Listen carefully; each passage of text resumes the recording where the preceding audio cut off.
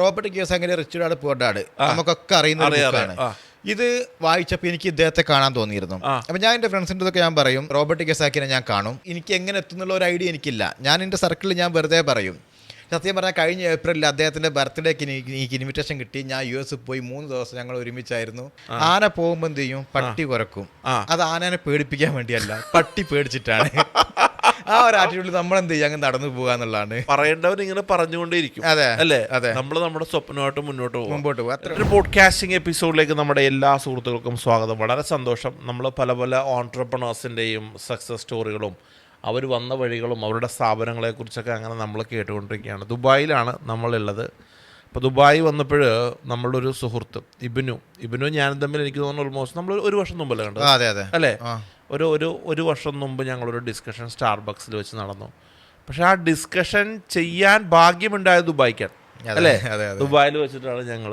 ഇബിനൊരു success ആയിട്ടുള്ളൊരു ഓൺട്രപ്രണറാണ്. അദ്ദേഹം ഒരു ഫോറക്സ് ട്രേഡിങ് ബിസിനസ് ചെയ്യുന്ന ഒരാളാണ്. പക്ഷേ ഇദ്ദേഹം ഇങ്ങോട്ട് എത്തിയതിൻ്റെ പിന്നിൽ ഒരുപാട് കഥകളും ഒക്കെയുണ്ട്. പക്ഷേ അതൊക്കെ നമുക്ക് നിന്നാൽ അതിനേക്കാൾ ഉപരി എന്നെ എക്സൈറ്റ് ചെയ്യിപ്പിച്ചത് ഏതൊരു പ്രതിസന്ധിയിലും നമുക്കുണ്ടാകുന്നൊരു കോൺഫിഡൻസ് കൈവിടരുത്, നമ്മുടെ സ്വപ്നമെല്ലാം വലുതായിരിക്കണം എന്നതിന് ഏറ്റവും വലിയൊരു എക്സാമ്പിളാണ് ഇബിനു. താങ്ക് യു സോ മച്ച്, വന്നതിൽ സന്തോഷം. ഇബിനുവേ പറയ്, നിങ്ങളിപ്പോൾ എത്ര വർഷമായി ഈ ഇൻട്രസ്റ്റ്? അതെ, ഇതിൽ ഞാനിപ്പം 9 വർഷം കഴിഞ്ഞു, 10ാമത്തെ വർഷമാണ്. 10 വർഷം ഫോറക്സ്. ഈ നിങ്ങളുടെ ചില കഥകളൊക്കെ ഭയങ്കര രസമാണ്. നിങ്ങൾ ഓരോ സമയത്തും ഓരോ സ്ഥലങ്ങളിൽ പോകുന്നതും ഓരോ കാര്യങ്ങൾ ചെയ്യുന്നതൊക്കെ വലിയൊരു എക്സൈറ്റ്മെൻറ്റുള്ള കാര്യം. ഇത് പക്ഷേ നിങ്ങളിലൂടെ തന്നെ അത് കേൾക്കുകയാണെന്നുണ്ടെങ്കിൽ നമ്മുടെ ആളുകൾക്ക് ഭയങ്കര ഒരു മോട്ടിവേഷനാവും, നോ ഡൗട്ട്. നിങ്ങളുടെ തുടക്കമുണ്ട് thePalakkad.com, എന്താ പറയുക, കൊച്ചി, അങ്ങനെ ഒരുപാട് വെബ്സൈറ്റും പോർട്ടലൊക്കെ ഉണ്ടാക്കിയിട്ടുണ്ട്. നിങ്ങൾ എങ്ങനെയാണ്, നിങ്ങളുടെ തുടക്കം എങ്ങനെയായിരുന്നു?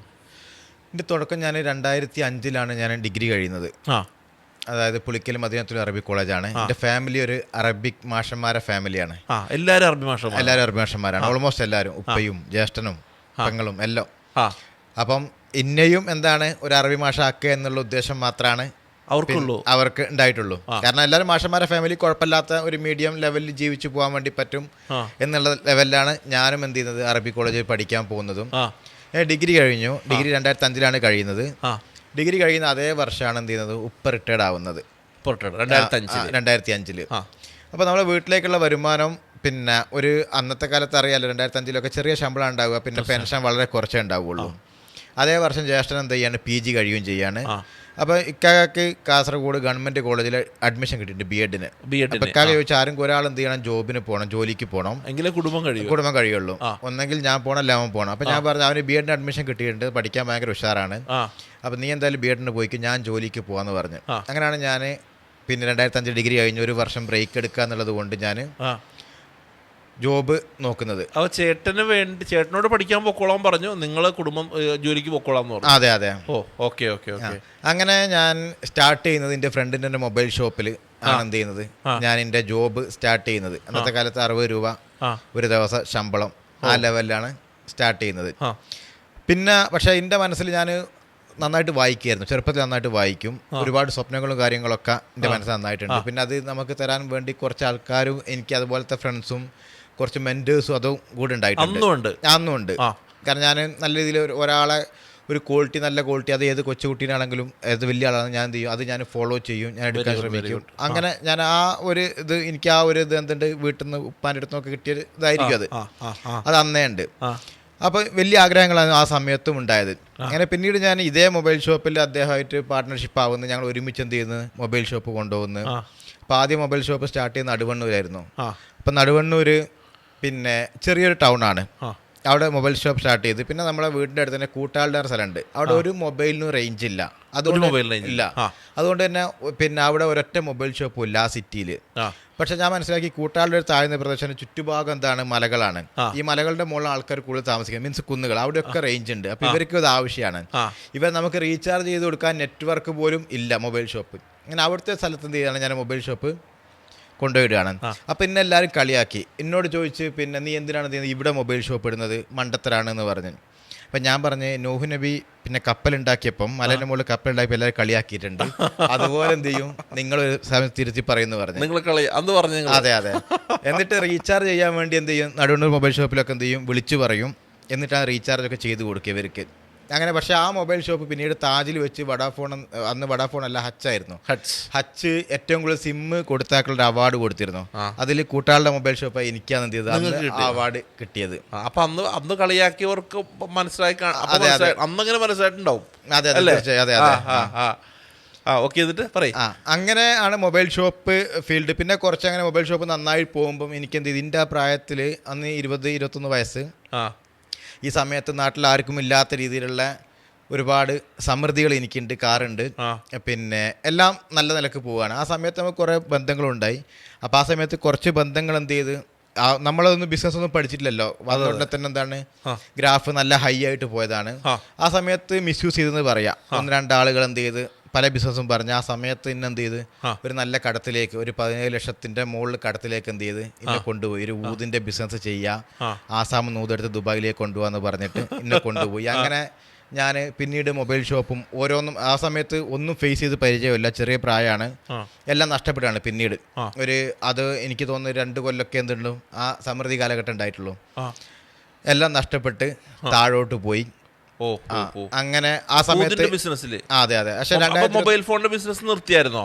നിർത്തിയില്ല. യൂതിന്റെ ബിസിനസ്സിന് വേണ്ടി ഫണ്ട് കണ്ടെത്താൻ വേണ്ടി മീൻസ് ഞാൻ എന്ത് ചെയ്തു, ഞാൻ പൈസ കൊടുത്ത് പിന്നെ ഈ പൈസ മാനേജ് ചെയ്യാൻ വേണ്ടിയിട്ട് എന്ത് ചെയ്ത് നമ്മൾ ആകെ താളം തെറ്റി. പിന്നെ ആ സമയത്ത് മൊബൈൽ ഷോപ്പിലുള്ള പ്രോഫിറ്റും മുതലും എല്ലാം എടുത്ത് എന്ത് ചെയ്തിട്ടുണ്ട്, ഇത് മാനേജ് ചെയ്യേണ്ടി വന്നു എനിക്ക്.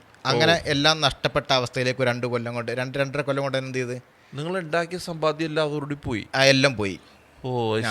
സമ്പാദ്യം വലുതായിട്ട് ഉണ്ടാക്കിയിട്ടില്ല, എന്നാലും ആ സമയത്ത് ഉള്ളതിനനുസരിച്ച് ഉണ്ടാക്കിയിട്ടുണ്ട്. അത് എല്ലാം പോയി, കാര്യങ്ങളെല്ലാം പോയി. അങ്ങനെ എല്ലാം നഷ്ടപ്പെട്ട് ആ സമയത്ത് പിന്നീട്. പക്ഷേ എനിക്കെന്താണ് ആത്മവിശ്വാസം നഷ്ടപ്പെട്ടില്ല ഒരു സമയത്ത്. ഞാൻ ഒരുപാട് സമയത്ത് സ്ട്രഗിളിങ്ങിലേക്ക് പോയിട്ടുണ്ട്. അപ്പോൾ സ്ട്രഗിളിംഗ് ഞാൻ എപ്പോഴും ചലഞ്ചസ് ആയിട്ടാണ് കാണുന്നത്. അത് വെല്ലുവിളികൾ, അത് നമ്മളെന്താണ് ഒരിക്കലും അതൊക്കെ ഒരു പാഠങ്ങളായിട്ട് എന്ത് ചെയ്യും ഞാൻ ഉൾക്കൊള്ളും. ഇതൊക്കെ ലെസൺസ് ആണ്, തെറ്റുകളില്ല ലൈഫിൽ എന്ന് വിശ്വസിക്കുന്ന ആളാണ് ഞാൻ. ഇപ്പൊ പൗലോ കോയിലോ പറയേണ്ട, നിങ്ങൾക്ക് എന്തൊക്കെ നഷ്ടപ്പെട്ടാലും ആത്മവിശ്വാസം നഷ്ടപ്പെട്ടില്ല എന്ത് ചെയ്യാൻ പറ്റും, നിങ്ങൾക്ക് എല്ലാം നേടിയെടുക്കാൻ പറ്റുന്നുള്ളത്. അതിൽ ഞാൻ കുറച്ച് വിശ്വസിക്കുന്ന ആളാണ്. പിന്നീട് അങ്ങനെ ആ സമയത്ത് 2020 കല്യാണം കഴിഞ്ഞിരുന്നു, ഒരു പ്രണയവിവാഹമായിരുന്നു. അപ്പോൾ പെട്ടെന്ന് 21 വയസ്സിന്റെ കല്യാണം കഴിഞ്ഞിട്ടുണ്ട്. അപ്പൊ എല്ലാം കൂടിയും ഒരു ഭയങ്കര സ്ട്രഗിളിങ്ങിലേക്കുള്ള അവസ്ഥ എത്തി. പക്ഷെ എനിക്ക് എപ്പോഴും എൻ്റെ ഏറ്റവും അസറ്റ് എന്ന് പറയുന്നത് എൻ്റെ ഫ്രണ്ട്സ് ആയിരുന്നു. എനിക്ക് നല്ല കുറേ ഫ്രണ്ട്സ് ഉണ്ടായിരുന്നു. അവർ പിന്നെന്ത് ഇപ്പോഴും എൻ്റെ അസറ്റ് അത് തന്നെയാണ്, നന്നായിട്ട് സപ്പോർട്ട് ചെയ്യും. ഞങ്ങൾ അങ്ങോട്ടും ഇങ്ങോട്ടും ഞങ്ങൾ പിന്നെ രക്തബന്ധത്തിനേക്കാൾ വലിയ ബന്ധം എനിക്ക് ഇപ്പോഴും എൻ്റെ ഫ്രണ്ട്സുമായിട്ടാണ് ഉള്ളത്. മനസ്സിലായി. അപ്പോൾ ആ സമയത്ത് ഒരു ഫ്രണ്ട് സപ്പോർട്ട് ചെയ്ത് ഞാൻ പാലക്കാട് പോയി. അവർ താമസവും കാര്യങ്ങളൊക്കെ അവിടെ പാലക്കാടായി. ഒരു ചെറിയ പിന്നെ ഒരു ഫ്ലാറ്റായിരുന്നു. ഫ്ലാറ്റ് മീൻസ് ഒരു അപ്പാർട്ട്മെൻറ്റിൽ വളരെ കഷ്ടപ്പെട്ട് കുറേ കാലം പാലക്കാട് ജീവിച്ചിട്ടുണ്ട്. പിന്നീട് ഞാൻ എന്ത് ചെയ്ത് പാലക്കാട് നിൽക്കുമ്പം paalakkad.com എന്നുള്ള വെബ്സൈറ്റ് സ്റ്റാർട്ട് ചെയ്യാം. അതായത് ആ സമയത്ത് സെർച്ച് എൻജിൻസ് ഒന്നും അങ്ങനെയല്ല. പിന്നെ കുറച്ച് കാര്യങ്ങൾ ഞാൻ കുറച്ച് കാലത്തിന് മുമ്പേ എന്ത് ചെയ്യും സഞ്ചരിച്ച് പോയിട്ടുണ്ട്. കാരണം അന്ന് ആ കാലത്തെ ആളുകൾ എന്തുണ്ട്, ഈ ആൻഡ്രോയിഡൊക്കെ വരുന്ന ഒരു സമയമാണ്, വന്നിട്ടില്ല എന്ന് തന്നെ പറയാം. ആൻഡ്രോയിഡൊക്കെ ശേഷമാണ് വന്നത്. മനസ്സിലായി. അപ്പോൾ ആ സമയത്ത് paalakkad.com website search engine start ചെയ്യാണ് പാലക്കാടിന് വേണ്ടിയുള്ളത്. അത് ഞാൻ ചെറിയ ടെക്നോക്കോ പറക്കുന്ന ഒരു 15,000 രൂപയ്ക്ക് വെബ്സൈറ്റ് സ്റ്റാർട്ട് ചെയ്ത് ഞാൻ തന്നെ മാർക്കറ്റിൽ ഇറങ്ങും. പകല് ഞാൻ തന്നെ ഡാറ്റാസ് എടുക്കും. 600 രൂപ ലിസ്റ്റിംഗ് ചാർജ് ഒരു വർഷത്തേക്ക്. അപ്പോൾ ഒരു ദിവസം 4-5 എണ്ണം ചെയ്യും. ഞാൻ തന്നെ രാത്രി കൊണ്ടുപോയി അപ്ഡേറ്റ് ചെയ്യും. അങ്ങനെ പോയിക്കൊണ്ടിരിക്കുകയായിരുന്നു. അപ്പോൾ ഈ സമയത്ത് ആ സമയത്തും വേറൊരായിട്ട് പരിചയപ്പെട്ട് അവർ ഇൻവെസ്റ്റ് ചെയ്യാന്ന് പറഞ്ഞ് പിന്നെ നന്നായിട്ട് എന്ത് ചെയ്യാം പോവാന്നൊക്കെ പറഞ്ഞ് വേറെ ലെവലിലേക്ക് കൊണ്ടുപോകാൻ വേണ്ടി പറഞ്ഞ് അങ്ങനെ അവർ ഇൻവെസ്റ്റ് ചെയ്തു. പിന്നീട് ഞങ്ങൾ തമ്മിൽ ചെറിയ ക്ലാഷായി. അത് മുമ്പോട്ട് പോയില്ല. അതായത് നന്നായി പോകുന്ന സാധനം 10-20 സ്റ്റാഫും കാര്യങ്ങളും കുഴപ്പമില്ലാണ്ട് പോയിരുന്നു. പിന്നീട് അത് എന്താ പറയുക, നമുക്ക് ഒത്തുപോകാൻ പറ്റിയില്ല എന്ന് തന്നെ പറയാം. ആ സമയത്ത് അദ്ദേഹത്തിൻ്റെ കെയർ ഓഫിൽ ഒരു അറബി വന്നിരുന്നു നാട്ടിൽ. അപ്പോൾ ഈ അറബി ഇതൊക്കെ കണ്ട് നമ്മുടെ ഓഫീസും നന്നായിട്ട് ഇഷ്ടപ്പെട്ട് റിയാദ് സെർച്ച് എന്ന് പറഞ്ഞ് റിയാദിൽ സ്റ്റാർട്ട് ചെയ്യാന്ന് പറഞ്ഞ് അങ്ങനെ അറബി കൂടുതൽ ഇൻവെസ്റ്റ് ചെയ്യാന്നൊക്കെ പറഞ്ഞ് അങ്ങനെ അറബി എന്ത് ചെയ്ത് റിയാദ് ഇൻവെസ്റ്റ് ഞങ്ങൾ എഗ്രിമെൻ്റ് ഒക്കെ എഴുതി. പക്ഷെ ആ സമയത്ത് എനിക്ക് വളരെ ചെറിയൊരു പാർട്ണർഷിപ്പാണ് അവർ ഓഫർ ചെയ്തത്. പക്ഷെ അതിന് ശേഷം ഞാൻ ലീഗലി എന്ത് ചെയ്യാണ്, ഞാൻ ആ പാർട്ണർഷിപ്പിൽ നിന്ന് മൊത്തമായിട്ട് ഒഴിവാകുകയാണ്. പിന്നെ സ്വന്തമായിട്ട് ക്വിറ്റ് ചെയ്ത് കാലിക്കറ്റ് എന്ത് ചെയ്ത് സ്റ്റാർട്ട് ചെയ്ത് ദി കാലിക്കറ്റ് ഗൈഡ് എന്നും പറഞ്ഞിട്ട്. അപ്പൊ ഈ പാലക്കാട് നിർത്തി റിയാദ് നിർത്തി? പാലക്കാട് നിർത്തിയിട്ടില്ല. പാലക്കാട് റിയാദിൽ അവര് തമ്മിലായി, പിന്നെ ഞാനില്ല അതില്. പാലക്കാട് നിങ്ങളുടെ പാർട്ട്ണർ ആയിരുന്ന അറബിയും തമ്മിൽ ജോയിന്റ് ആയി, അവര് തമ്മിലായി. പിന്നെ അതേപോലെ പാലക്കാട് ഇദ്ദേഹം തന്നെ റൺ ചെയ്യും, ഞാൻ ആ ബിസിനസ് ഇല്ല എന്ന് മാത്രം. ഞാൻ കാലിക്കറ്റ് സ്റ്റാർട്ട് ചെയ്തു. കുഴപ്പമില്ലാണ്ട് പിന്നെയും എന്ത് ചെയ്ത് കയറി വന്ന് പിന്നെ കൊച്ചി സ്റ്റാർട്ട് ചെയ്ത്. കൊച്ചിയിൽ നല്ലൊരു ഓഫീസ്, DDO ഷാന മാളിൽ നല്ലൊരു ഓഫീസായിരുന്നു, നല്ല സ്റ്റാഫും കാര്യങ്ങളൊക്കെ. ആ സമയത്താണ് കൊച്ചി ഇന്റർനാഷണൽ ഫിലിം ഫെസ്റ്റിവൽ വരുന്നത്. ആ ഫിലിം ഫെസ്റ്റിവലിന്റെ മൊത്തം ഒരു IT കമ്പനിയായി മാറിയത്. ഫിലിം ഫെസ്റ്റിവലിന്റെ മൊത്തം വർക്കും ചെയ്തത് എൻ്റെ ഈ കമ്പനിയായിരുന്നു. അപ്പോൾ ആ സമയത്ത് ഒരുപാട് ബന്ധങ്ങളും കാര്യങ്ങളൊക്കെ ഉണ്ടായി. ഞാൻ കുഴപ്പമില്ലാണ്ട് പോയിക്കൊണ്ടിരിക്കുകയാണ്. അങ്ങനെ ഫിലിം ഫെസ്റ്റിവൽ കഴിഞ്ഞൊക്കെ ഇരിക്കുമ്പോൾ എനിക്കൊരു ദിവസം ഒരു മെയിൽ വരികയാണ്, ഈ പഴയ സൗദീൻ്റെ മെയിൽ. ഇവനും നിനക്ക് റിയാദ് സ്റ്റാർട്ട് ചെയ്യാൻ താല്പര്യമുണ്ടോ? ഞങ്ങൾ സ്റ്റാർട്ട് ചെയ്ത്, പക്ഷെ അദ്ദേഹത്തിന് ഇത് കൊണ്ടുപോകാൻ പറ്റിയിട്ടില്ല. അദ്ദേഹത്തിന് അത് ഐഡിയ ഇല്ലായിരുന്നു കൊണ്ടുപോകാൻ. നിനക്ക് താല്പര്യം ഉണ്ടെങ്കിൽ എന്ത് ചെയ്യുക, സ്റ്റാർട്ട് ചെയ്യാന്ന് പറഞ്ഞു റിയാദിലേക്ക് വരാൻ വേണ്ടി പറഞ്ഞിട്ട്. അപ്പൊ നമുക്ക് നല്ലൊരു ഓപ്പർച്യൂണിറ്റി, എന്താ നല്ല ഹൈപ്പിൽ നിൽക്കുകയാണ്, പിന്നെ കുഴപ്പമില്ലാത്തതാണ്. അപ്പൊ ഞാൻ പറഞ്ഞാൽ ഞാൻ സംസാരിക്കാൻ ഞാൻ അങ്ങോട്ട് വരുന്നു, നിങ്ങൾ ഇങ്ങോട്ട് വരുന്നു എന്ന് വെച്ച്. അല്ല, നീ ഇങ്ങോട്ട് വന്നു പറഞ്ഞ് ആള് വിസ അയച്ചത്. ഞാൻ ബോംബെ എംബസി പോയി വിസ പ്രിന്റ് ചെയ്ത് സ്റ്റാമ്പ് ചെയ്ത് ബോംബെ നിന്ന് നേരെ സൗദിയിൽ പോയി. സൗദിയിൽ എന്നെ സ്വീകരിക്കാൻ വേണ്ടി മൂപ്പര് മറ്റേ പ്ലക്കാർഡൊക്കെ വെച്ച് എയർപോർട്ടിൽ നിൽക്കുന്നുണ്ട്, പേരൊക്കെ എഴുതിയിട്ട്. അങ്ങനെ കൂടെ കൊണ്ടുപോയിട്ട് 2 ദിവസം കഴിഞ്ഞ് എന്നോട് പറഞ്ഞ് പാസ്പോർട്ട് നമുക്ക് പെർമനന്റ് വിസ അടിക്കും, കാര്യങ്ങളൊക്കെ സംസാരിച്ച്. അപ്പോൾ ഞാൻ ഇൻവെസ്റ്റ് ചെയ്യണം, അദ്ദേഹം ഇൻവെസ്റ്റ് ചെയ്യുന്നൊക്കെ സംസാരിച്ച് പിന്നെ വിസ അടിക്കാന്ന് പറഞ്ഞ് പാസ്പോർട്ട് വാങ്ങിക്കൊണ്ടുപോയി. 2 ദിവസം കഴിഞ്ഞിട്ട് പിന്നെ വിളിച്ചിട്ടെടുക്കുന്നില്ല. പിന്നെ ഇദ്ദേഹത്തിന് അനിയൻ എന്നെ വിളിക്കുന്നു. അനിയൻ പറയുന്നത് അറബിയൻ അനിയൻ. അതായത് ആദ്യം വന്ന ആൾ കാരണം എന്ത് ചെയ്യേണ്ടത്, എനിക്ക് 1,40,000 റിയാൽ നഷ്ടം വന്നിട്ടുണ്ട്, ആ എഗ്രിമെന്റിൽ നീയും ഉണ്ട്, അപ്പൊ നീയാണ് ഇപ്പോൾ ഉള്ളത്, നീ എന്ത് ചെയ്യണം, അത് എനിക്ക് തിരിച്ചു തരണം എന്നുള്ളത്. നിങ്ങൾ ആദ്യം ഉണ്ടായിരുന്ന പാർട്ട്ണർ പ്രശ്നം കാരണം വന്ന ലോസ് നിങ്ങൾ കൊടുക്കണം എന്നുള്ളത്. അങ്ങനെ കുറെ പ്രോബ്ലം ആണ്. ഞാൻ എംബസി പോയി കംപ്ലൈന്റ് ചെയ്യുന്നത്, എംബസിക്കൊന്നും ചെയ്യാൻ പറ്റുന്നില്ല. ഇന്ത്യൻ എംബസിയിലൊക്കെ പോയി കുറെ കംപ്ലൈന്റ് ഒക്കെ കൊടുത്ത് ഇന്ത്യൻ എംബസിയിലേക്ക് അവനെ വിളിപ്പിച്ച്. പക്ഷെ അവൻ എന്ത് ചെയ്തിരുന്നു, എന്നെ കൊണ്ട് സ്റ്റൈനൊക്കെ ചെയ്യിപ്പിച്ചിരുന്നു. അങ്ങനെ ആകെപ്പെട്ടു. അങ്ങനെ ഒരു 7 മാസക്കാലം എന്ത് ചെയ്യാണ്, സൗദിയിൽ ജീവിക്കുകയാണ്. ഫുഡില്ല, താമസമില്ല, പ്രോപ്പർ ഫുഡോ പ്രോപ്പർ താമസമൊന്നും ഇല്ലാതെ സൗദിയിൽ ജീവിച്ച സമയമുണ്ട്. വളരെ കഷ്ടപ്പെട്ട്, അതായത് അതൊന്നും നമുക്ക് എന്താ പറയാ, പിന്നെ പറഞ്ഞറിയിക്കാൻ പറ്റാത്തത്ര കഷ്ടപ്പാട് ഉണ്ടായിട്ടുണ്ട് ആ സമയത്ത്. അങ്ങനെ 7 മാസത്തിന് ശേഷം ഞാൻ കുറച്ച് ആൾക്കാരെ സപ്പോർട്ട് കൊണ്ട് എന്താണ് നാട്ടിലേക്ക് തിരിച്ചെത്തുകയാണ് സൗദിയിൽ നിന്ന്. പിന്നീട് ഒന്നുമില്ല. 7 മാസം കൊണ്ട് ഞാൻ അതുവരെ ഉണ്ടാക്കിയ എല്ലാം ഓഫീസ് കാര്യങ്ങൾ എല്ലാം പോയിട്ടുണ്ട്, എല്ലാം നഷ്ടപ്പെട്ടു, ഒന്നുമില്ല, സീറോയിലാണ് എന്ത് ചെയ്യുന്നത് ഞാൻ നാട്ടിലേക്ക് എത്തുന്നത്.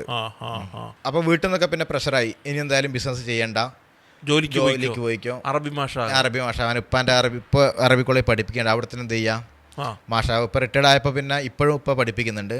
ഇപ്പൊ ജാമിയ സലഫിയിലാണ് പഠിപ്പിക്കുന്നത്. അപ്പോൾ ആ പ്രൈവറ്റ് കോളേജുകളിൽ ഇപ്പൊ പഠിപ്പിക്കുന്നുണ്ട്. പിന്നെ അപ്പോൾ ഉപ്പാൻ്റെ കോളേജിൽ തന്നെ എന്ത് ചെയ്യാം, ജോലി ചെയ്യാം എന്ന് പറഞ്ഞു. പക്ഷെ ഞാൻ ജോലി ചെയ്യാനുള്ള മടി, കാരണം ജോലി എന്നുള്ളത് എന്താണ്, എനിക്ക് ഹിറ്റ്ലർ ആത്മകഥ വായിച്ചപ്പം ജോലിയോടുള്ള താല്പര്യം മൊത്തം പോയതാണ്. ജോബ് എന്നുള്ളത് ഒരിക്കലും എനിക്ക് ഉൾക്കൊള്ളാൻ പറ്റില്ലായിരുന്നു. അങ്ങനെ നാട്ടിൽ വന്നിട്ട് അപ്പം വീട്ടിൽ നിന്ന് ഞാൻ വെറുതെ പറഞ്ഞു, എൻ്റെ ഫ്രണ്ട് ഉണ്ട് കോഴിക്കോട്, അദ്ദേഹം ഒരു IT കമ്പനിയാണ്. അപ്പോൾ IT ഫീൽഡിൽ ഞാൻ പഠിച്ചിട്ടൊന്നുമില്ലെങ്കിലും എനിക്ക് ഈ കാലഘട്ടത്തിൽ പരിചയമുണ്ട്. അപ്പോൾ ആ കമ്പനിയിൽ ജോലി കിട്ടി എന്ത് ചെയ്ത് ഞാൻ വെറുതെ വീട്ടിൽ പറഞ്ഞു, രാവിലെ വീട്ടിൽ നിന്ന് ഇറങ്ങും, ബീച്ചിലോ ബസ് സ്റ്റാൻഡിലോ ഒക്കെ വന്നിരിക്കും, വൈകുന്നേരം വീട്ടിൽ പോകും. അപ്പം 1 മാസം വീട്ടിൽ നിന്ന് എന്ത് ചെയ്യും, ബസ്സിന് പൈസയും കാര്യങ്ങളൊക്കെ തരും. ഈ 1 മാസം കഴിഞ്ഞാൽ പിന്നെ കിട്ടില്ല, കാരണം ശമ്പളം കിട്ടുമല്ലോ വീട്ടുകാരെ കണക്കിൽ. അപ്പം ഞാനിങ്ങനെ ടെൻഷൻ ആയിരുന്നു, 1 മാസം കഴിഞ്ഞാൽ എന്ത് പറയും എന്നുള്ളത്. പക്ഷെ അതിൻ്റെ ഇടയ്ക്ക് ഞാൻ എന്ത് ചെയ്യാണ്, അപ്പം കോഴിക്കോട് ബസ് സ്റ്റാൻഡിലൊരു മൂലക്ക് ഈ ഷുഗർ പ്രഷറൊക്കെ ടെസ്റ്റ് ചെയ്തിട്ട് 2 ലേഡീസ് ഉണ്ട്, 2 ഫീമെയിൽ നേഴ്സ് ഇങ്ങനെ ചെയ്യും. ഏത് വർഷമായിരുന്നു അത്? 2013 2012-13 സമയത്താണ്. അങ്ങനെ ഇവരെന്ത് ചെയ്യും, ടെസ്റ്റ് ചെയ്യുന്ന റിസൾട്ട് കൊടുക്കുന്നത് 120 രൂപ വെച്ച് ഇവരിങ്ങനെ വാങ്ങുന്നത്. അപ്പോൾ എനിക്ക് ഇത് കൊള്ളാമല്ലോ, കുഴപ്പമില്ലല്ലോ പരിപാടി എന്നുള്ളത്. അപ്പം ഞാനും പോയി എന്ത് ചെയ്ത് വെറുതെ ടെസ്റ്റ് ചെയ്ത് എനിക്ക് ഈ മെഷീൻസിൻ്റെ കാര്യങ്ങൾ കിട്ടാൻ വേണ്ടിയിട്ട്. അത് നോക്കുമ്പോൾ ഒരു 10-15 രൂപയ്ക്ക് ഈ മെഷീനൊക്കെ വാങ്ങാൻ വേണ്ടി പറ്റും. അപ്പോൾ പുറത്തിറങ്ങി ഞാൻ സർജിക്കൽ ഷോപ്പിൽ പോയി അന്വേഷിച്ച്, അപ്പോൾ ഈ 13,000 രൂപ ഞാൻ എന്ത് ചെയ്ത് എൻ്റെ ഫ്രണ്ടും ഞാനും കൂടി എന്ത് ചെയ്ത് ഒപ്പിച്ച്, അവനൊക്കെ എപ്പോഴും ഞങ്ങളൊക്കെ ഒരുമിച്ചുള്ളത്. പിന്നെ അങ്ങനെ കാസർഗോഡ് അപ്പോൾ വലിയ സമ്മേളനം നടക്കുന്നുണ്ട്. അപ്പോൾ ആ സമ്മേളനത്തിൽ വിളിച്ച് അവിടെ എന്ത് ചെയ്ത് സ്റ്റാൾ ബുക്ക് ചെയ്ത് അവിടെ പോയി എന്ത് ചെയ്ത് നോക്കുന്ന ഒരു ദിവസം ഒരു 300-350 പേര് എന്ത് ചെയ്ത് ഞങ്ങൾ ടെസ്റ്റ് ചെയ്ത്, ഞങ്ങളൊരു നഴ്സിനെയും കൂടി എന്ത് ചെയ്ത് കൂട്ടത്തിൽ കൂട്ടി നോക്കും, റിസൾട്ട് കൊടുക്കും. അപ്പോൾ ഒരു 200 രൂപയാണ് ചാർജ് ചെയ്യുക. അപ്പോൾ കുഴപ്പമില്ലാത്ത ഈ 3 ദിവസം കൊണ്ട് എന്ത് ചെയ്ത് മൊത്തം ബ്രേക്ക് ഈവനൊക്കെ ആയി നല്ല പ്രോഫിറ്റ് വന്നപ്പോൾ കുഴപ്പമില്ലാത്തൊരു പരിപാടിയാന്ന് തോന്നി. ഒരുപാട് ആളുകൾ പല കാര്യങ്ങളും വന്ന് സംസാരിക്കുക. അപ്പോൾ എനിക്ക് മനസ്സിലായി ഹെൽത്തിൽ ഭയങ്കര കോൺഷ്യസ് ആണ് ആളുകൾ. പിന്നെ അതുപോലെ തന്നെ അപ്പോൾ എനിക്ക് ഒരു ഭാഗത്ത് എവിടെയോ വെൽനസ്, ഞാൻ പോൾ പിൻസറിൻ്റെ വെൽനസിൻ്റെ ഒരു റെവല്യൂഷൻ ഇതൊക്കെ വായിച്ചിട്ടുണ്ട്.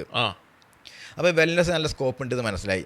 പിന്നെ ഞാൻ എന്ത് ചെയ്താലും എന്ത് ചെയ്യും, അതിൻ്റെ ഡീപ്പിലേക്ക് ഇറങ്ങും, അത് നല്ല പ്രൊഫഷണലാക്കുകയും ചെയ്യും. ഇവൻ ഏത് ഫീൽഡ് ആണെങ്കിലും അതിൽ ഏതറ്റം വരെ എന്ത് ചെയ്യും, രാജ്യങ്ങൾ എവിടെ പോകണമെങ്കിൽ പോയി കണ്ട് പഠിച്ചത് വരും, പ്രൊഫഷണൽ വേയിൽ അപ്രോച്ച് ചെയ്യും. അങ്ങനെ ഞാനൊരു സ്ഥാപനം സ്റ്റാർട്ട് ചെയ്ത് കോഴിക്കോട്. ആസ്വി എന്നാണ് പേര്, academy of significance and wellness education. അതായത് ഒരാളെ സിഗ്നിഫിക്കൻസിലേക്കും വെൽനസ്സിലേക്കും കൊണ്ടുപോകുക എന്നുള്ള ലക്ഷ്യത്തോട് കൂടിയിട്ട്. അപ്പം അത് പിന്നെ നല്ല ട്രെയിനിങ്ങുകളൊക്കെ ഞാൻ വായിക്കുന്നതുകൊണ്ട് തന്നെ ഒരുപാട് ട്രെയിനിങ് അറ്റൻഡ് ചെയ്യും, വായിക്കുകയും ചെയ്യും നന്നായിട്ട്. അപ്പം ട്രെയിനേഴ്സിനെ കൊണ്ടുവന്ന് ഞാൻ എന്ത് ചെയ്യണം, ട്രെയിനിങ് കണ്ടക്ട് ചെയ്തതിൻ്റെ പിന്നെ ഒരിത് അത് കുഴപ്പമില്ല, നല്ല ലെവലിൽ എന്ത് ചെയ്ത് പോയി. പിന്നെ പക്ഷെ ഫിനാൻഷ്യലി അത്ര വലിയ ബെനിഫിറ്റ് ഉണ്ടാവില്ല. കാരണം ഞാൻ മധു ഭാസ്കറെ കൊണ്ടുവന്നിട്ടുണ്ട്, പിന്നെ മധു സാറെ കൊണ്ടുവന്നിട്ടുണ്ട്. മധു സാറ് നല്ല ബന്ധമാണ്, നമ്മളൊരു മെൻറ്ററെ പോലെ നിൽക്കുന്ന നിങ്ങൾക്ക് അറിയാലോ. ശിവകേരെ കൊണ്ടുവന്നു. അതെ, പിന്നെ ആ സമയത്ത് എല്ലാ ട്രെയിനേഴ്സും പറയും ശിവകേരൻ്റെ UK പിന്നെ വായിക്കണം എന്ന് പറയും. അപ്പം നമ്മുടെ സ്വപ്നം വലുതാണല്ലോ. അപ്പം ഞാൻ ചിന്തിച്ച് എന്തുകൊണ്ട് ശിവകേരൻ എന്ത് ചെയ്താൽ കൊണ്ടുവന്നുകൂടാന്ന്. അപ്പോൾ കോഴിക്കോട് ശിവകേരനെ കൊണ്ടുവരാന്നുള്ളത് വലിയൊരു ടാസ്ക്കാണ്. പക്ഷെ ഞാൻ എന്ത് ചെയ്യും, ശിവകേരക്ക് മെയിൽ അയച്ച് ആ മെയിൽ അയക്കുമ്പോൾ എൻ്റെ കയ്യിൽ 20 രൂപൻ്റെ ഒരു ചുവന്ന നോട്ടാണുള്ളത് ആകെയുള്ളത്. അങ്ങനെ ഞാൻ എന്ത് ചെയ്ത്, അങ്ങനെ സത്യം പറഞ്ഞാൽ ശിവകേരനെ റെസ്പോണ്ട് ചെയ്ത് ശിവകേര കോഴിക്കോട് വന്നു. നന്നായിട്ട് ഒരു ദിവസം കടവിൽ നല്ലൊരു ട്രെയിനിങ് എന്ത് ചെയ്ത് അന്ന് ശിവകേരയും സന്തോഷ് നായരും ഒരുമിച്ചാണ് വന്നത്. സന്തോഷ് നായരും ശിവകേര ഒരു ദിവസം എന്ത് ചെയ്ത് കോഴിക്കോട് വലിയൊരു ഇവന്റ് ആയിരുന്നു കടവിൽ. നിങ്ങളിപ്പോൾ എന്ത് പറയുമ്പോഴും വലുതായിട്ട് ചിന്തിച്ചു കഴിഞ്ഞാൽ അച്ചീവ് ചെയ്യാൻ പറ്റും, എന്നാൽ അതിനു വേണ്ടി വർക്ക് ചെയ്യാൻ വേണം. അതെ അതെ, അത് നമ്മൾ ആദ്യം ചിന്തിക്കാന്നുള്ളതാണ്. ആ ചിന്തിച്ച ശേഷം നമ്മൾ എന്ത് ചെയ്യുക, വർക്ക് ഓട്ടോമാറ്റിക് വരും. ഇപ്പോൾ എക്സാമ്പിൾ പറയാം, റോബർട്ട് കിയോസാക്കിന്റെ റിച്ച് ഡാഡ് പുവർ ഡാഡ് നമുക്കൊക്കെ അറിയുന്ന ബുക്കാണ്. ഇത് വായിച്ചപ്പോൾ എനിക്ക് ഇദ്ദേഹത്തെ കാണാൻ തോന്നിയിരുന്നു. അപ്പം ഞാൻ എൻ്റെ ഫ്രണ്ട്സിൻ്റെ ഇതൊക്കെ ഞാൻ പറയും, ഞാൻ ഈ സ്റ്റോക്ക് മാർക്കറ്റിലേക്ക് വന്ന ശേഷം ഇദ്ദേഹം സ്റ്റോക്കായിട്ട് ഭയങ്കര അസോസിയേറ്റഡ് ആണ്, ട്രംപിന്റെ പാർട്ട്ണറാണ്. ട്രംപ് ഇദ്ദേഹം ഒരുപാട് ബുക്ക് ചെയ്തിട്ടുണ്ട്. അപ്പം എനിക്ക് ട്രംപിൻ്റെ അടുത്ത് എങ്ങനെ എത്തണമെന്നൊരു ആഗ്രഹം എനിക്കുണ്ടായിരുന്നു. അപ്പം ഞാൻ എന്ത് പറയും, റോബർട്ട് കിയോസാക്കിനെ ഞാൻ കാണും, കണ്ടിട്ട് എന്ത് ചെയ്യും, ഞാൻ അതിലൂടെ എന്ത് ചെയ്യും, ട്രംപിൻ്റെ അടുത്ത് ഞാൻ മീറ്റ് ചെയ്യുന്നു. ഞാൻ വെറുതെ എനിക്ക് എങ്ങനെ എത്തുന്നുള്ള ഒരു ഐഡിയ എനിക്കില്ല. ഞാൻ എൻ്റെ സർക്കിളിൽ ഞാൻ വെറുതെ പറയും.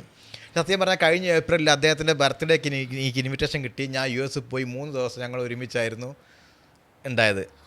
അതെ, റോബർട്ട് കിയോസാക്കി. അപ്പൊ നിങ്ങൾ നിങ്ങളുടെ മനസ്സിൽ ഇങ്ങനെ വിഷ്വലൈസ് ചെയ്യുമോ? അതെ അതെ അതെ, അതിനുവേണ്ടി നല്ല ഹാർഡ് വർക്ക് ചെയ്യും. നമ്മളിപ്പം എല്ലാരും പറയും ഭാഗ്യാണ് ഇതൊക്കെ പറയും, പക്ഷേ ഈ ഭാഗ്യത്തിന്റെയും പിന്നെ അതേപോലെ നമ്മൾ ആ സമയത്ത് വിധി എന്നും പറയും. ഈ വിധിന്റെയും ഭാഗ്യത്തിന്റെ ഇടയ്ക്ക് ഒരു ജേണി ഉണ്ട്, അത് നമ്മളെ സമൂഹം എന്ത് ചെയ്യൂല, കാണൂല.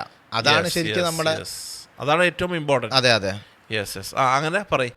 ഈ റോബർട്ട് കിയോസാക്കിന്റെ നമ്മുടെ റിച്ച് ഡാഡ് പുവർ ഡാഡ് വായിച്ച് ആ സമയത്ത് സ്റ്റോക്ക് മാർക്കറ്റായിട്ട് ബന്ധപ്പെടുന്നത്. അങ്ങനെ സ്റ്റോക്കിൽ ആദ്യം ഇന്ത്യൻ മാർക്കറ്റായിരുന്നു, പിന്നെ കുഴപ്പമില്ലാണ്ട് പോവായിരുന്നു. പിന്നെ ഇന്റർനാഷണൽ മാർക്കറ്റിലേക്ക് എന്ത് ചെയ്ത് ഞാൻ വന്നു. ഇവിടെ ദുബായി തന്നെ പല ബ്രോക്കേഴ്സിന്റെയും അണ്ടറിലാണ് ഞാൻ ട്രേഡ് ചെയ്തത്. പിന്നീട് അവരെ സബ് ബ്രോക്കറായി, എനിക്ക് നല്ല ക്ലയന്റ് ബേസ് ഒക്കെ ആയി. അപ്പോൾ ഈ സ്റ്റോക്ക് മാർക്കറ്റിലുള്ള സമയത്തും എനിക്ക് പിന്നെ അതും ഒരു സിമ്പിൾ ജേണി ആയിരുന്നില്ല. ആദ്യത്തെ ഒരു 2-3 വർഷക്കാലം വളരെ കഷ്ടപ്പെട്ടിട്ടുണ്ട്. അതായത് നമുക്ക് അവിടെ ഉണ്ടാക്കിയ സമ്പത്തും കൂടി ഇവിടെ പോകുന്ന അവസ്ഥ. സ്റ്റോക്ക് മാർക്കറ്റ് അങ്ങനെയാണ്, റിസ്കി ഫീൽഡാണ്. റിസ്ക് വെച്ചാൽ നമ്മളെ എല്ലാ ബിസിനസ്സുള്ള പോലെ തന്നെ റിസ്ക് ഉള്ളൂ. നമ്മൾ മനസ്സിലാക്കാത്തതുകൊണ്ട്, നമ്മൾ ഇമോഷൻ കൊണ്ട്, നമ്മളെ ക്ഷമയില്ലായ്മ കൊണ്ടും നമ്മളെ ഗ്രീഡ് കൊണ്ടുമാണ് ഇവിടെ റിസ്ക് വരുന്നത്. ഇത് പ്രോപ്പറായി ഗൈഡ് ചെയ്യാൻ പല ആൾക്കാരും ഇല്ല. ഇപ്പം ഞാനൊരു ബ്രോക്കറാണ്, ഞങ്ങളത് പ്രോപ്പറായിട്ട് ഗൈഡ് ചെയ്ത് കൊടുക്കുകയും ചെയ്യും അങ്ങനെ ചെയ്യണമെന്നുള്ളത്. പക്ഷെ അന്ന് ആ ഗൈഡൻസ് ഒന്നും ഇല്ലാത്തതുകൊണ്ട് എനിക്ക് ആദ്യത്തെ 3 വർഷക്കാലം എനിക്ക് വലിയ ലോസ് ഉണ്ടായിട്ടുണ്ട്. ഇപ്പൊ US ഇലക്ഷൻ US ഇലക്ഷൻ നടന്ന സമയത്തൊക്കെ നന്നായിട്ട് ഈ മാർക്കറ്റ് വോൾട്ടൈലായിരുന്നു. അപ്പൊ നമുക്ക് ആ സമയത്തൊക്കെ നല്ല ലോസുകൾ വന്നിട്ടുണ്ട്. പക്ഷെ അതൊക്കെ എന്ത് ചെയ്ത് ഈ മാർക്കറ്റിൽ നിന്ന് റിക്കവർ ചെയ്യാൻ പറ്റി എന്നുള്ളതാണ്. അങ്ങനെ സബ് ബ്രോക്കറായിട്ട് പിന്നീട് ഞാൻ എന്ത് ചെയ്ത് ഒരു ഓൺ ബ്രോക്കറിലേക്ക്, അതായത് ഇപ്പോൾ ഒരു ഇന്റർനാഷണൽ സ്റ്റോക്ക് ബ്രോക്കർ സ്വന്തം കമ്പനി എനിക്കുണ്ട്. ഇവിടെ ദുബായ് ബേസ് ചെയ്തിട്ടാണ്. ഇപ്പൊ എനിക്ക് ടോട്ടൽ ഒരു 50 സ്റ്റാഫ്, 50 സ്റ്റാഫിന് ആഡ് ചെയ്തുകൊണ്ടിരിക്കുകയാണ്. ഈ വരുന്ന മാർച്ച് ആകുമ്പോഴേക്കും ഒരു 100 സ്റ്റാഫിലേക്ക് എത്തിക്കാന്നുള്ളതാണ്. ഇപ്പൊ ഓഫീസ് ഉള്ളത് എനിക്ക് UAE-ലും റഷ്യയിലാണ് ഓഫീസ് ഉള്ളത്. പിന്നെ നമ്മുടെ പ്രസൻസ് ഏകദേശം ഒരു 30-ലധികം രാജ്യങ്ങൾ ക്ലയൻസ് ഉണ്ട്. Okay okay okay. പിന്നെ ഇനിയിപ്പോൾ ലാറ്റിൻ അമേരിക്ക രാജ്യങ്ങളും വിയറ്റ്നാം, മലേഷ്യ ഇവിടെ ഓഫീസ് ഓപ്പൺ ചെയ്യാൻ വേണ്ടി പോവാണ്. വളരെ ഈ ഒരു 1 ഇയർ കൊണ്ട് വലിയൊരു പ്ലാൻ ഉണ്ട്. ഓക്കെ, കോൺഫിഡൻസ് ആയിട്ട് മുന്നോട്ട് പോവാന്നുള്ളതാണ്. അതെ അതെ അതെ. ഓക്കെ, ഇപ്പൊ എന്തായാലും ഇത് നിങ്ങളുടെ ഒരു ലൈഫ് സ്റ്റോറിയുടെ ചെറിയൊരു ഭാഗമാണ്. ഇതിൽ തന്നെ പല ആളുകളെ നമുക്ക് ഉൾപ്പെടുത്താൻ പറ്റില്ല, അവർക്കൊക്കെ വേദന ഉണ്ടാവുന്നതുകൊണ്ട് നമ്മളത് പറയുന്നില്ല. ഇല്ല അല്ല, അതെ. ഇപ്പൊ എന്തായാലും അള്ളാന്റെ ഒരു അനുഗ്രഹം കൊണ്ട് നിങ്ങളൊരു സക്സസ് ആയിട്ട് നിൽക്കുന്നു. അതെ അതെ. ഇപ്പൊ നിങ്ങൾ എന്തൊക്കെ സർവീസാണ് ചെയ്യുന്നത്? ആക്ച്വലി ഇപ്പൊ ചെയ്യുന്നത് ഞങ്ങൾ ബ്രോക്കറാണ്. ഒരാൾക്ക് സ്റ്റോക്ക് മാർക്കറ്റിൽ വരണമെങ്കിൽ അവർക്ക് എന്ത് ചെയ്യാം, ഫോറക്സിലേക്ക് വരണമെങ്കിൽ, ഇന്റർനാഷണൽ സ്റ്റോക്ക് മാർക്കറ്റിൽ വരണം, അവർക്ക് എന്ത് ചെയ്യാം, ട്രേഡിംഗ്, അവർക്ക് അവരുടെ trading account, demat account open ചെയ്ത് നമ്മളെ പ്ലാറ്റ്ഫോം ഉപയോഗിച്ച് ട്രേഡ് ചെയ്യാൻ വേണ്ടി പറ്റും. അതിന്റെ കൂടെ നമ്മൾ എക്സ്ട്രാ സർവീസ് ആയിട്ട് നമ്മൾ എന്ത് ചെയ്യുന്നുണ്ട്, നമ്മുടെ സ്റ്റാഫിന്റെ ഭാഗത്ത് നിന്ന് അവർക്ക് ഒരു ഗൈഡൻസും ബേസിക് സപ്പോർട്ടും ബേസിക് സ്റ്റഡീസും കാര്യങ്ങളൊക്കെ എന്ത് ചെയ്യുന്നുണ്ട്, കൊടുക്കുന്നുണ്ട്. പിന്നെ അതിന് പുറമെ ഇപ്പം എല്ലാവർക്കും ഈ സ്റ്റഡീസും കാര്യങ്ങളൊക്കെയാണ് വേണ്ടത്. അപ്പം ഞാനിപ്പോൾ ഒരു പുതിയ ഒരു പ്ലാറ്റ്ഫോം സ്റ്റാർട്ട് ചെയ്യുന്നുണ്ട്.